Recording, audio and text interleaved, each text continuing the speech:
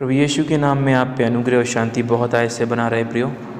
आज हम परमेश्वर के वचन से यूहन्ना की पुस्तक उसके 15वें अध्याय उसके 8वें वचन से 16वें वचन तक पढ़ेंगे और सीखेंगे कि हम परमेश्वर के चेले और मित्र कैसे बन सकते हैं। तो हम एक एक करके आयतों को पढ़ना शुरू करेंगे और सीखेंगे कि परमेश्वर का वचन हमें इन आयतों से क्या सिखाता है। 8वीं आयत को पढ़ना शुरू करते हैं। वहाँ लिखा है, मेरे पिता की महिमा इसी से होती है कि तुम बहुत सा फल लाओ, तभी तुम मेरे चेले ठहरोगे।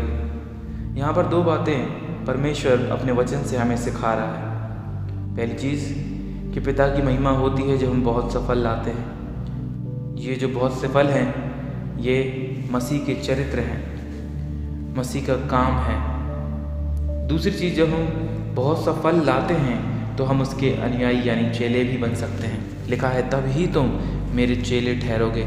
तो ये जो है एक टेस्ट है कि हम चेले कब बन सकते हैं, जब हम बहुत सा फल लाएं, यानी हम बहुत से काम मसीह के प्रकट करें, चरित्र मसीह का प्रकट करें। अब ऐसा क्यों है? संसार मसीह को नहीं जानता। संसार मसीह को हमारे द्वारा जान सकता है यदि हमारे भीतर मसीह के काम हों, यदि हमारे अंदर यीशु मसीह दिखाई दे, यदि हमारे बोलने से, हमारे कार्यों से एक सत्य बड़े लोगों को दिखाई दे, तभी परमेश्वर का कार्य हो सकता है और तभी सच में हम उसके चेले ठहर सकते हैं। 9वीं आयत देखें क्या कहती है। वहाँ लिखा है, जैसे पिता ने मुझसे प्रेम रखा वैसा ही मैंने तुमसे प्रेम रखा है, मेरे प्रेम में बने रहो।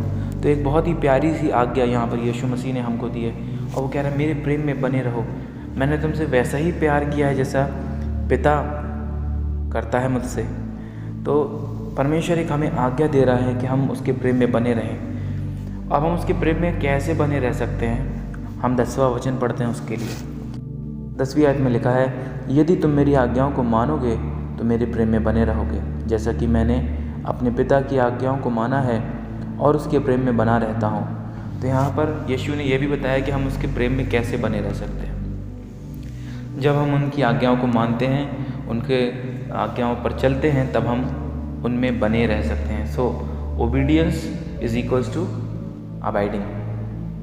अगर हम आज्ञाकारी रहेंगे तो हम यीशु मसीह में बने भी रहेंगे। परमेश्वर ऐसा क्यों चाहता है कि हम उनकी आज्ञाओं को मानें?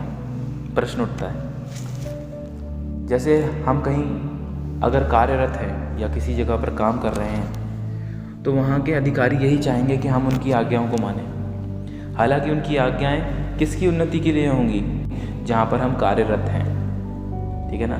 अगर वो एक फैक्ट्री है तो उस फैक्ट्री की उन्नति के लिए वो आज्ञाएं होंगी कि हमें टाइम पर आना है, टाइम पर ये काम ख़त्म करना है और टाइम से ही जाना है। वैसे ही परमेश्वर का वचन भी उसके राज्य की उन्नति के लिए है, हमारी उन्नति के लिए। जैसे हम किसी फैक्ट्री में अगर काम करते हैं या किसी जगह पर हम कोई जॉब करते हैं, तो जब कंपनी उन्नति पाती है तो हम भी उन्नति पाते हैं। जब फैक्ट्री में उन्नति होती है तो हमारी भी उन्नति होती है। वैसे ही जब हम परमेश्वर की आज्ञाओं में बने रहते हैं, उसकी आज्ञाओं को मानते जाते हैं, तो उसका राज्य बढ़ता है, लोगों में ज्योति फैलती है, लोग देखते हैं मसीह के काम को हमारे अंदर।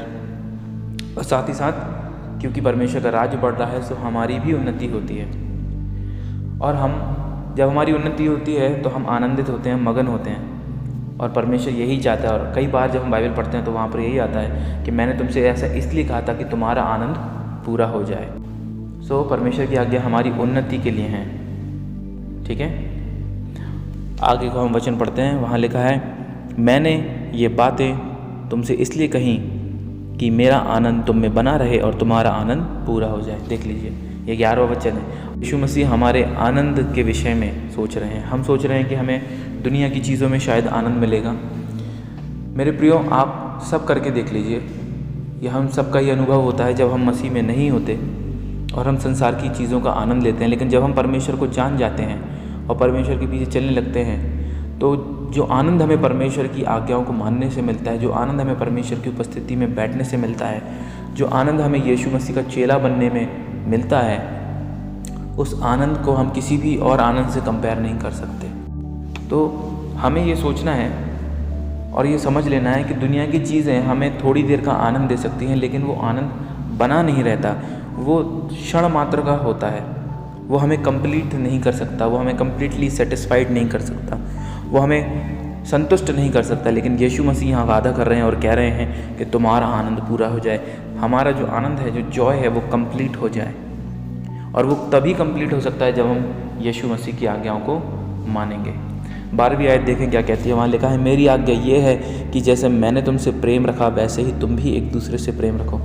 मेरे प्रिय, कितनी अच्छी आज्ञा है ना, कि जैसा यीशु ने हमसे प्रेम रखा वैसे ही हम औरों से प्रेम रखें। जब हम परमेश्वर की आज्ञाओं को मानते हैं और सच में उसके प्रेम में बने रहते हैं और उसका प्रेम दूसरों तक पहुंचाते हैं और दूसरों को भी उसी प्रेम से प्रेम रखते हैं जिस प्रेम से यीशु ने हमसे प्रेम रखा है, तो कितनी अद्भुत बात है। लोगों के बीच में ज्योति आती है। उन्होंने अंधकार देखा है। अंधकार क्या है? क्षमा ना करना। अंधकार क्या है? कि मैं उसे माफ़ नहीं करूँगा। अंधकार क्या है? मैं उससे बदला लूँगा। अंधकार क्या है? अरे इसकी उन्नति क्यों हो रही है? जलना एक अंधकार है ना। कुड़कुड़ाना एक अंधकार है। क्रोध करना एक अंधकार है। और यीशु मसीह हमसे कह रहा है प्रेम करो। और प्रेम क्या करता है? बाइबल बताती है प्रेम अपराधों को ढांप देता है, छुपा देता है। मेरे प्रियो, अगर हम प्रेम में बने रहेंगे तो सच में यीशु की ज्योति लोगों के बीच में जाएगी और लोग उस अंधकार को छोड़कर यीशु के पास ज़रूर आना चाहेंगे और वही आनंद से भर जाएंगे जिस आनंद से हम भरे हुए हैं। 13वीं आयत में लिखा है, इससे बड़ा प्रेम किसी का नहीं कि कोई अपने मित्र के लिए अपना प्राण दे। ग्रेटेस्ट लव यीशु मसीह ने बताया। जो 13वीं आयत है वो ग्रेटेस्ट लव को बता रही है। तो अगर आपसे कोई पूछे कि बाइबल में ग्रेटेस्ट लव क्या है, तो आप बता सकते हैं जब एक मित्र अपने मित्र के लिए प्राण देता है। 14वीं आयत कहती है, जो आज्ञा मैं तुम्हें देता हूँ यदि उसे मानो तो तुम मेरे मित्र हो। यहाँ पर यीशु बता रहे हैं कि हम परमेश्वर के मित्र कैसे बन सकते हैं, फ्रेंड ऑफ गॉड कैसे बन सकते हैं। वो बड़ा ही आसान है। अगर हम उनकी आज्ञाओं को माने तब हम उनके मित्र बन जाते हैं। 15वीं आयत कहती है, अब से मैं तुम्हें दास ना कहूँगा, क्योंकि दास नहीं जानता कि उसका स्वामी क्या करता है, परंतु मैंने तुम्हें मित्र कहा है, क्योंकि मैंने जो बातें अपने पिता से सुनी वे सब तुम्हें बता दी हैं।